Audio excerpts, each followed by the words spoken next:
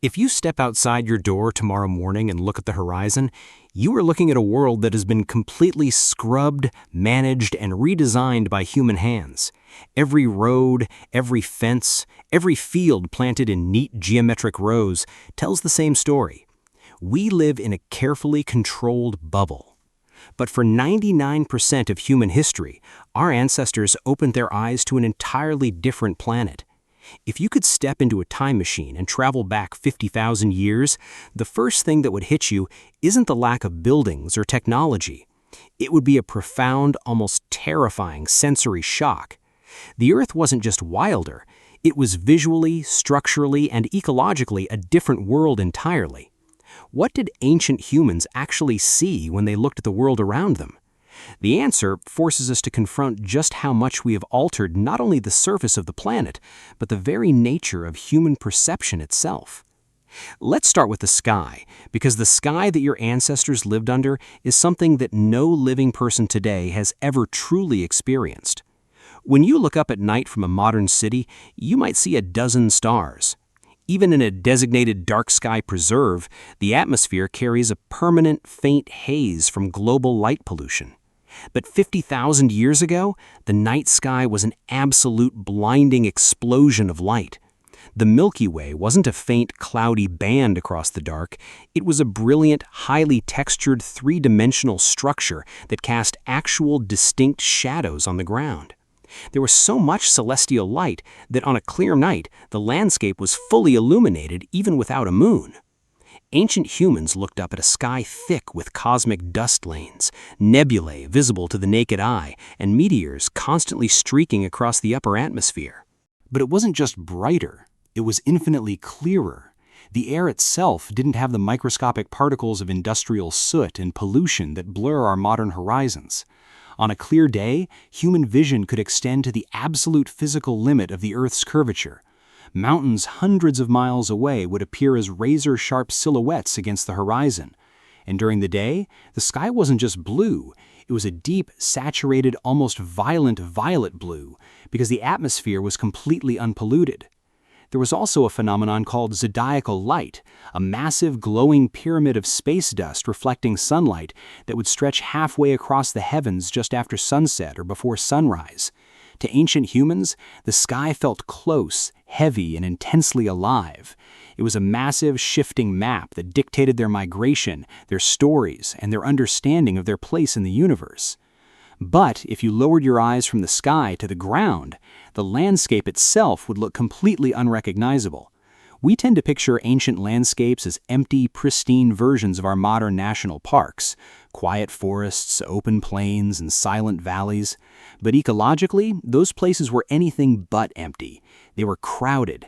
Imagine looking out over the American Midwest or the plains of Europe and seeing herds of animals that rivaled or exceeded the modern Serengeti, but on a global scale. We are currently living in a zoologically impoverished world, a planet that has been systematically emptied of its largest and most dramatic creatures. 50,000 years ago, an ancient human walking through what is now France or Germany would routinely look out and see woolly mammoths, woolly rhinoceroses, and giant herds of wild horses stretching as far as the eye could see. In North America, they would watch herds of bison the size of modern elephants, giant ground sloths as tall as trees, and camels moving across the plains. The sheer biomass was staggering. The ground literally vibrated under the weight of these animals.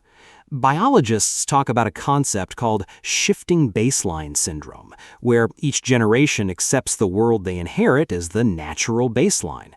We look at a forest today with a few deer and think it's wild. To an ancient human, that same forest would look like a barren ghost town. The ancient world was a hyper-dynamic landscape constantly being torn up, trampled, and fertilized by millions of massive herbivores. Forests weren't dark canopies, they were open, mosaic landscapes kept clear by mammoths knocking down trees. Ancient humans looked out at a world of endless variety, where the landscape changed from mile to mile because of the animals that actively shaped it. The geography itself was fundamentally altered. The coastlines we take for granted today did not exist. During the last ice age, so much water was locked up in massive ice sheets that sea levels were over 300 feet lower than they are now. An ancient human could walk from England to mainland Europe across a vast, fertile plain called Doggerland. They could walk from Siberia to Alaska across a continent-sized grassland known as Beringia. Islands like Indonesia and Borneo were connected to the mainland, forming a landmass called Sundaland. The maps we know would be entirely useless. And inland, the water features were colossal. In North America, Lake Bonneville covered most of Utah, a massive body of fresh water that makes the Great Salt Lake look like a puddle. In Africa, Lake Megachad stretched across more than 130,000 square miles, making it larger than all the American Great Lakes combined. The Sahara Desert wasn't a sea of sand dunes. For long stretches of human history, it was a lush, green savanna pocked with massive lakes, deep rivers, and populated by herds of hippos and giraffes. When ancient humans looked out across the Earth, they saw an abundance of fresh water and shifting ecosystems on a scale that is hard for us to mentally reconstruct. They watched glaciers towering miles high on the northern horizon, glowing bright blue and white in the sun, reflecting light for hundreds of miles across the plains. This brings us to a deeper, more profound question. Did ancient humans actually see the world differently than we do? Biologically, their eyes were identical to ours. They had the same rods, the same cones, and the same visual cortex. But perception is not just about the hardware of the eye, it's about the software of the brain. The human brain is an incredible pattern recognition engine, and it optimizes itself for the environment it inhabits. Today, our visual brains are optimized for straight lines, sharp angles, text, and flashing screens. We are hyper-attuned to reading artificial symbols and navigating highly manicured urban environments. But an ancient human's visual brain was trained on an entirely different set of data. They lived in a world of fractal patterns, organic textures, and subtle shifts in movement and color. Anthropologists working with modern hunter-gatherer groups have noted visual abilities that seem almost supernatural to outsiders. A tracker can look at a patch of dirt and not just see a footprint, but tell you the weight of the animal, how fast it was moving, what direction it was looking, and how many hours ago it passed by. They can spot a motionless bird hidden in a dense canopy hundreds of feet away, or notice a slight discoloration in a leaf that indicates a hidden root beneath the soil. Ancient humans didn't just look at the landscape, they read it like a highly complex, rapidly updating book. Their visual field was wide, hyper-focused on peripheral movement, and intensely attuned to the natural world. They saw details and patterns in nature that modern humans are literally blind to because our brains have traded those neural pathways to read words on a screen.